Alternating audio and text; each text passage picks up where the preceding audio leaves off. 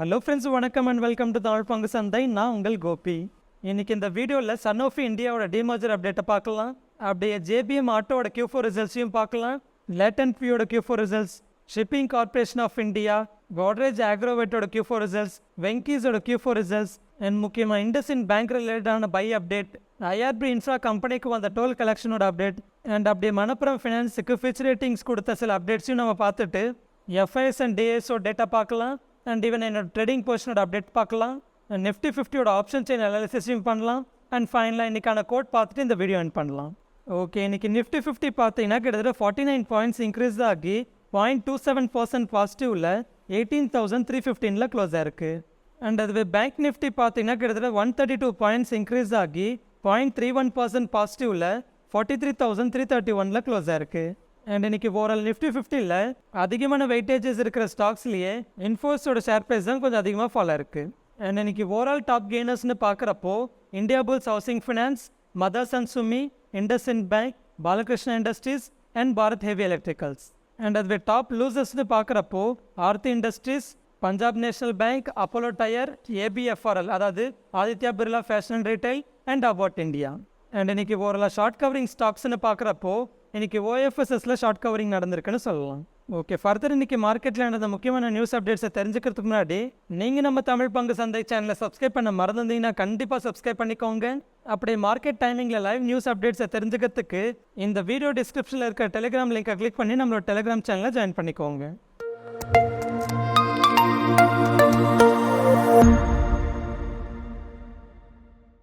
Okay, first வந்து Sanofi இந்தியாவோட அப்டேட்டை பார்க்கலாம். Sanofi இந்தியா கம்பெனி வந்து அவங்களோட கன்சியூமர் ஹெல்த் கேர் பிஸ்னஸை டிமர்ஜ் பண்ணி ஒரு தனி என்டிட்டியாக மாற்ற போகிறதா சொல்லியிருக்காங்க. ஸோ இதனால் Sanofi இந்தியான்ற கம்பெனி வந்து டெடிகேட்டடாக ஃபார்மா கம்பெனியாக இருக்கும். அண்ட் அதுவே டிமர்ஜ் ஆன கன்சியூமர் ஹெல்த் கேர் பிஸ்னஸோட என்டிட்டி பேர் வந்து Sanofi கன்சியூமர் ஹெல்த் கேர்ன்ற பேரில் இருக்கும்னு சொல்லியிருக்காங்க. ஸோ இப்படி அவங்களோட pharma business and consumer health care பிஸ்னஸை தனியாக பிரித்து தனி கம்பெனிஸாக மாற்றுறதுனால அந்தந்த பிஸ்னஸஸோட க்ரோத்துக்கு தேவைப்படுற தனிப்பட்ட ஃபோக்கஸையும் கொடுக்க முடியும். அண்ட் அப்படியே இது இன்வெஸ்டர்ஸ்க்கு வேல்யூ அன்லாக் பண்ண மாதிரியும் இருக்கும்னு சொல்லியிருக்காங்க.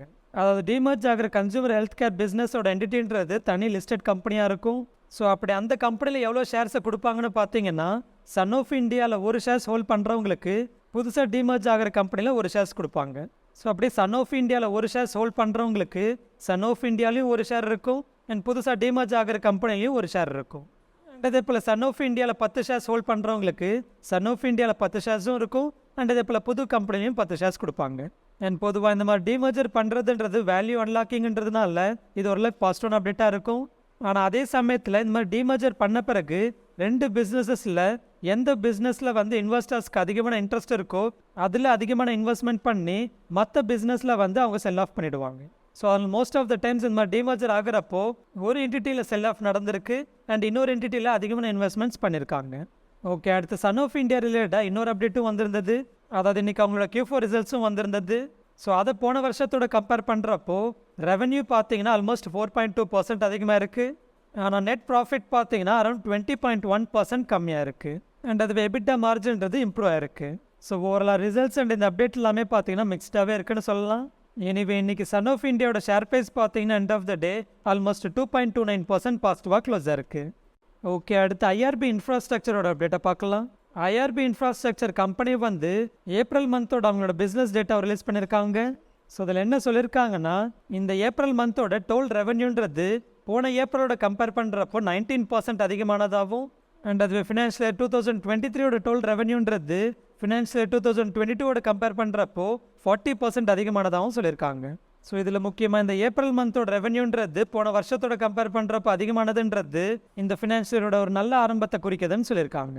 எனிவே இந்த அப்டேட்க்கு அப்புறமா இன்றைக்கி IRB இன்ஃப்ராஸ்ட்ரக்சரோட ஷேர் ப்ரைஸ் பார்த்தீங்கன்னா end of the day almost 2.9% பாசிட்டிவாக க்ளோஸ் ஆயிருக்கு. ஓகே, அடுத்து JBM ஆட்டோட அப்டேட்டை பார்க்கலாம். இன்றைக்கி JBM ஆட்டோ அவங்களோட Q4 ரிசல்ட்ஸ் அனௌன்ஸ் பண்ணியிருந்தாங்க. ஸோ இந்த ரிசல்ட்ஸ் பார்த்தீங்கன்னா ரொம்பவே வீக்காக வந்திருந்தது. போன வருஷத்தோட கம்பேர் பண்ணுறப்போ அவங்களோட இந்த Q4 ரெவன்யூ பார்த்தீங்கன்னா ஆல்மோஸ்ட் 5.7% கம்மியாக இருக்குது. அண்ட் அதுவே நெட் ப்ராஃபிட் பார்த்தீங்கன்னா 66% கம்மியாக இருக்குது. அண்ட் ஈவன் மார்ஜினும் பார்த்தீங்கன்னா 11.5%லேருந்து 10.6% குறைஞ்சிருக்கு. ஸோ இப்படி ஓவரால் JBM ஆட்டோட Q4 ரிசல்ட்ஸே பார்த்தீங்கன்னா வீக்காக வந்திருக்கு. ஸோ இதனால் இன்றைக்கி end of the day JBM ஆட்டோட ஷேர் ப்ரைஸ் பார்த்தீங்கன்னா ஆல்மோஸ்ட் 6.78% நெகட்டிவாக க்ளோஸ் ஆயிருக்கு. ஓகே, அடுத்து மணப்புரம் ஃபினான்ஸ் கம்பெனி ரிலேட்டடாக ரேட்டிங் ஏஜென்சியான ஃபிட்ச் வந்து ஒரு ரிப்போர்ட்டை பப்ளிஷ் பண்ணியிருக்காங்க.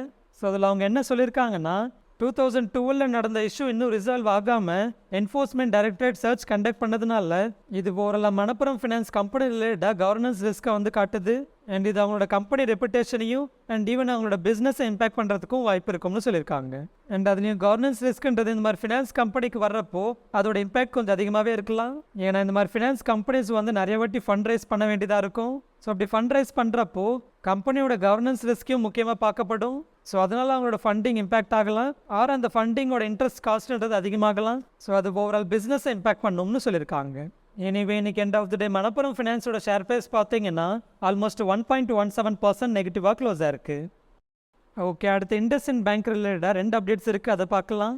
ஸோ இதில் ஃபஸ்ட் அப்டேட் பார்த்தீங்கன்னா யூபிஎஸ்ன்றவங்க இண்டஸ்இண்ட் பேங்க்குக்கு முன்னாடி கொடுத்த நியூட்ரல் ரேட்டிங்லேருந்து இப்போ டேரெக்டாக பை ரேட்டிங்க்கு அப்கிரேட் பண்ணி டார்கெட்டையும் முன்னாடி கொடுத்த 1250 இப்போ 1450க்கு அப்கிரேட் பண்ணியிருக்காங்க.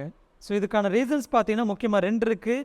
ஒன்று வந்து ஓவரால் இண்டஸ்ட்ரியோட ரீசன், அதாவது இப்போ கார்ப்பரேட்டோட கிரெடிட் சைக்கிள் ஆரம்பித்ததுனாலையும் அண்ட் இன்ட்ரெஸ்ட்ன்றது ஆல்மோஸ்ட் பீக் ஆனதுனாலையும் இது ஓவரால் இண்டஸ்ட்ரிக்கும் அண்ட் ஸ்பெசிஃபிக்காக இந்த கம்பெனிக்கும் ஃபேவரபுளாக இருக்கும்னு சொல்லியிருக்காங்க. அதாவது கார்ப்பரேட் கிரெடிட் சைக்கிள்னா கார்ப்பரேட்டுக்கு கடன் கொடுக்குற சைக்கிள்னு சொல்லலாம். அதாவது பேண்டமிக் அப்புறமா இப்போ ஓவரால் எக்கனாமி ரெக்கவரி ஆகிட்டு இருக்கிறதுனால கம்பெனிஸ் அவங்களோட கேபிட்டல் எக்ஸ்பெண்டிச்சருக்கு தேவையான லோன்ஸை வந்து வாங்க ஆரம்பிப்பாங்க. அண்ட் இதே போல் இன்ட்ரெஸ்ட் வந்து பீக் அவுட் ஆனதுனால அண்ட் ஃபர்தர் வாய்ப்பு இருந்தால் இன்ட்ரெஸ்ட்ன்றது கம்மியாகுன்றதுனால அது பேங்க்ஸோட மார்ஜினை இம்ப்ரூவ் பண்ணுறதுக்கு ஓரளவுக்கு ஃபேவரபுளாக இருக்கும். அண்ட் ஸ்பெசிஃபிக்காக இண்டஸ்இண்ட் பேங்க் ரிலேட்டடான ரீசன்னு பார்க்குறப்போ இந்த பேங்க்கில் வந்து ஸ்டேபிள் கார்ப்பரேட் இருக்கிறது ஒரு ரீசனாக சொல்லியிருக்காங்க. அண்ட் அதே போல் இந்த பேங்க்கோட முக்கியமான லெண்டிங் ஏரியான கமர்ஷியல் வெஹிக்கிளோட lending and even micro financing cycle எல்லாமே ஓவரால் ஆப்ரேட்டிங் மெட்ரிக்ஸ் வந்து சப்போர்ட் பண்ணணும்னு சொல்லியிருக்காங்க. And even pre provision operating profit to asset ரேஷியோன்றது அதிகமாக இருக்கிறதுனாலையும் கிரெடிட் காஸ்ட் கம்மியாகிறதுனாலையும் அது ஓவரால் ரிட்டர்ன் ஆஃப் அசட்ஸை வந்து இன்க்ரீஸ் பண்ண வைக்கும். அண்ட் ஃபர்தர் வேல்யூவேஷனும் ஓரளவுக்கு பெட்டராக இருக்கிறதுனால இண்டஸ்இண்ட் பேங்க் பை ரேட்டிங்கை கொடுத்து டார்கெட்டை 1450 கொடுத்துருக்கிறதா அப்டேட் பண்ணியிருக்காங்க. அண்ட் இதே போல் இண்டஸ்இண்ட் பேங்க் இருக்கிற இன்னொரு அப்டேட் பார்த்தீங்கன்னா MSCIயோட ஆகஸ்ட் மந்தோட ரீபேலன்சிங்கில் இண்டஸ்இண்ட் பேங்க்கோட வெயிட்டேஜ்ன்றது இன்க்ரீஸ் ஆகும்னு சொல்லப்படுது. ஸோ இதனால் இந்த பேங்க்கில் அரௌண்ட் $300 million, அதாவது நம்ம இந்தியன் ஐஎன்ஆரில் அரௌண்ட் 2500 crores இன்ஃப்ளோ நடக்கும்னு எதிர்பார்க்கப்படுது. எனிவே இன்னைக்கு இண்டஸ்இண்ட் பேங்க்கோட ஷேர் ப்ரைஸ் பார்த்தீங்கன்னா end of the day almost 2.8% பாசிட்டிவாக க்ளோஸ் ஆயிருக்கு. ஓகே, அடுத்து வெங்கீஸோட ரிசல்ட்ஸை பார்க்கலாம். வெங்கீஸோட Q4 ரிசல்ட்ஸும் பார்த்தீங்கன்னா வீக்காக வந்திருந்தது. அதாவது அவங்களோட Q4 ரிசல்ட்ஸை போன வருஷத்தோட கம்பேர் பண்ணுறப்போ ரெவன்யூ பார்த்தீங்கன்னா ஆல்மோஸ்ட் 15% டவுன் ஆயிருக்கு. அண்ட் அதுவே நெட் ப்ராஃபிட் பார்த்தீங்கன்னா ஆல்மோஸ்ட் 56% டவுன் ஆயிருக்கு. அண்ட் ஈவன் எபிட்டா மார்ஜினும் பார்த்தீங்கன்னா 7%லேருந்து இப்போ 3.3% கம்மியாக இருக்குது. ஸோ இப்படி ஓரல் ரிசல்ட்ஸ் பார்க்குறப்போ ரெவன்யூன்றது ஓரளவுக்கு ஃபால் இருந்தாலும் மார்ஜின்ன்றது ரொம்பவே ஃபால் ஆனதுனால ப்ராஃபிட்டும் ரொம்பவே இம்பாக்டாக இருக்குது. எனிவே இன்னைக்கு வெங்கீஸோட ஷேர் ப்ரைஸ் பார்த்தீங்கன்னா end of the day almost 0.16% பாசிட்டிவாக க்ளோஸ் ஆயிருக்கு. அடுத்து நம்மளோட டெலிகிராம் சேனல் அப்லோட் பண்ண கோட்ரேஜ் அக்ரோவேட்டோட Q4 ரிசல்ட் டெம்ப்ளேட்டை பார்க்கலாம். ஸோ போன குவார்ட்டரோட கம்பேர் பண்ணுறப்போ ரெவன்யூ பார்த்தீங்கன்னா ஆல்மோஸ்ட் 10% கம்மியாக இருக்குது. அண்ட் ஈவன் நெட் ப்ராஃபிட் பார்த்தீங்கன்னா ஆல்மோஸ்ட் 80% கம்மியாக இருக்குது. அண்ட் மார்ஜினும் பார்த்தீங்கன்னா போன வருஷம் 8%-ஆக இருந்தது, போன குவார்ட்டரில் 6%-ஆக இருந்தது. அண்ட் இது இந்த குவார்ட்டரில் 4%-ஆக குறைஞ்சிருக்கு. ஸோ இங்கேயும் பார்த்தீங்கன்னா ரெவன்யூன்றது ஓரளவுக்கு இம்பாக்டாக இருந்தாலும் மார்ஜின்ஸ் ரொம்பவே இம்பாக்ட் ஆனதுனால அது நெட் ப்ராஃபிட்டை ரொம்பவே இம்பாக்ட் பண்ண வச்சிருக்கு. ஸோ கவர்மெண்ட்டும் அவங்களோட ப்ரெசன்டேஷனில் என்ன அப்டேட் பண்ணியிருந்தாங்கன்னா ப்ராஃபிட் டிக்ளைன் ஆனதுக்கு அவங்களோட மார்ஜின் இம்பாக்ட் ஆனது தான் காரணமாக சொல்லியிருக்காங்க. அண்ட் மார்ஜின் இம்பாக்ட் ஆனதுக்கு ஓவரால் ப்ரைஸிங் ப்ரெஷர் காரணமாக சொல்லியிருக்காங்க. அண்ட் ஈவன் கவர்மெண்ட் வந்து இன்புட் அண்ட் அவுட்புட் ப்ரைஸஸ் ரிலேட்டடாக இன்டர்வீன் பண்ணதும் காரணமாக சொல்லியிருக்காங்க. அண்ட் அதே போல் கஸ்டமர்ஸுக்கு இன்ஃப்ளேஷனோட காஸ்ட்டை வந்து டிரான்ஸ்மிட் பண்ணாததும் ஒரு காரணமாக சொல்லியிருக்காங்க. எனவே இப்படி ஓவரால் ரிசல்ட்ஸ் வீக்காக வந்ததுக்கு அப்புறமா இன்னைக்கு இதோட ஷேர் ப்ரைஸ் பார்த்தீங்கன்னா ஆல்மோஸ்ட் 3.68% நெகட்டிவாக க்ளோஸ் ஆயிருக்கு. ஓகே, அடுத்து SCIன்ற ஷிப்பிங் கார்பரேஷன் ஆஃப் இந்தியாவோட அப்டேட்டை பார்க்கலாம். ஸோ இவங்களோட Q4 ரிசல்ட்ஸும் பார்த்தீங்கன்னா ரொம்பவே பாசிட்டிவாக இருந்தது. ரெவன்யூ பொறுத்த வரைக்கும் போன குவார்ட்டரோட கம்பேர் பண்ணுறப்போ ஓரளவுக்கு 5% ட்ராப்பாக இருந்தாலும் போன இயரோட கம்பேர் பண்ணுறப்போ 8.3% அதிகமாக இருக்குது. ஆனால் இதை விட மார்ஜின் பார்த்தீங்கன்னா ரொம்ப இம்ப்ரூவ் ஆனதுனால இவங்களோட நெட் ப்ராஃபிட்ன்றது ரொம்பவே இன்க்ரீஸ் ஆயிருக்கு. ஸோ ஓவரால் ரெவன்யூன்றது பெருசாக இம்ப்ரூவ் ஆகலனாலும் ஓவரால் நெட் ப்ராஃபிட்ன்றது ரொம்ப இம்ப்ரூவ் ஆனதுனால இது ஓவரால் பாசிட்டிவ் ரிசல்ட்ஸாகவே இருக்குது. ஸோ இந்த ரிசல்ட்ஸ்க்கு அப்புறமா இன்றைக்கி ஷிப்பிங் கார்பரேஷன் ஆஃப் இந்தியாவோட ஷேர் ப்ரைஸ் பார்த்தீங்கன்னா ஆல்மோஸ்ட் 5.79% பாசிட்டிவாக க்ளோஸ் ஆயிருக்கு. அண்ட் இதே போல் நேற்று நம்மளோட டெலிகிராம் சேனல் அப்லோட் பண்ண லேட்டன்ட் வியூ அனாலிட்டிக்ஸோட Q4 ரிசல்ட்ஸை பார்த்தீங்கன்னா போன குவார்ட்டரோட கம்பேர் பண்ணுறப்போ ரெவன்யூன்றது ஆல்மோஸ்ட் 2.8% ஃபால் ஆயிருக்கு. அண்ட் அது நெட் ப்ராஃபிட் பார்த்தீங்கன்னா ஆல்மோஸ்ட் 34.6% ஃபால் இருக்குது. ஸோ இங்கேயும் மார்ஜின்ஸ் பார்த்தீங்கன்னா ரொம்ப இம்பேக்டாக இருக்குது. அதாவது 1% 2% இல்லை, போன வருஷம் 31% இருந்த மார்ஜின், போன குவார்ட்டரில் 29% இருந்த மார்ஜின், இந்த குவார்ட்டரில் 21% குறைஞ்சிருக்கு. ஸோ இப்படி ஓரளவு லேட்டன்ட் வியூட ரிசல்ட்ஸ் பார்த்தீங்கன்னா ரொம்பவே வீக்காக வந்திருக்குன்னு சொல்லலாம்.